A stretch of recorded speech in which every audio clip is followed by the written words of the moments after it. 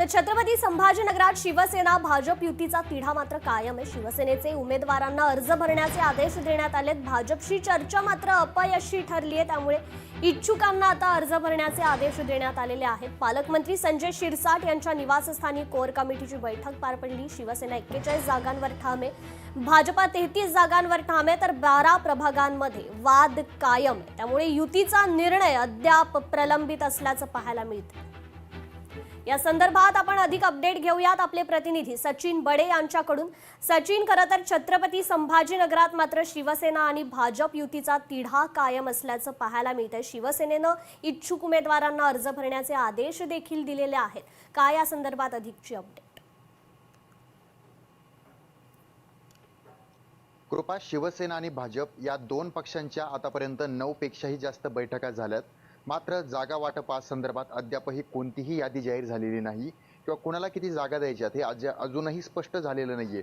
त्यामुळं जे काही उमेदवार आहेत किंवा जे काही इच्छुक आहेत त्यांनी आतापासूनच अर्ज भरायला सुरुवात करा, असे आदेश जे आहेत ते पालकमंत्री संजय शिरसाट यांनी दिल्याची सूत्रांना माहिती दिलेली आहे। कारण आता फक्त 2च दिवस उरलेले आहेत आणि अजूनही जर तुमची युती ठरत नसेल तर मग अर्ज दाखल करायचे कधी? तर त्यामुळे तुम्ही कुठल्याही प्रकारची घोषणेची किंवा युतीची वाट न पाहता अर्ज दाखल करायला सुरुवात करा, असे आदेश दिल्याचं सूत्रांनी कळवलेलं आहे। त्यामुळे तिढा जो आहे तो अनेक दिवसांपासून कायम आहे। तब्बल 9 बैठका झालेल्या आहेत। ह्या बैठका तासोनतास चालल्या, एक बैठक तर थेट 6 तास चालली, मात्र तरी सुद्धा तोडगा निघालेला नाहीये। असं बोललं जातं की काही 10 ते 12 जागा आहेत, 17 जागा आहेत ज्या जागांसंदर्भात तिढा हा सुटत नाहीये। अशामध्येच अधिकृत घोषणा न करता आता हे अर्ज दाखल करायला देखील सुरुवात होईल, कारण हे शिवसेनेच्या एका नेत्यांनीच सांगितल्याचं कळतंय। तर दुसरीकडे वंचित बहुजन आघाडीने स्वतःची यादी जाहीर केलेली आहे, MIM पक्षानं स्वतःच्या उमेदवारांची यादी जाहीर केली आहे आणि त्यासोबतच महायुतीसोबत राष्ट्रवादी अजित पवार गट जो आहे तो नाहीये, कारण त्यांनी स्वतःची स्वतंत्र यादी या ठिकाणी घोषित केलेली आहे। कारण त्यांचा सन्मान ठेवण्यासाठी त्यांना सन्मानजनक जागा मिळत नव्हत्या, तर त्यामुळे आपण आपल्या जागा लढवलेलं काय वाईट आहे हे समोर ठेवत त्यांनी स्वतःची यादी जाहीर केलेली आहे।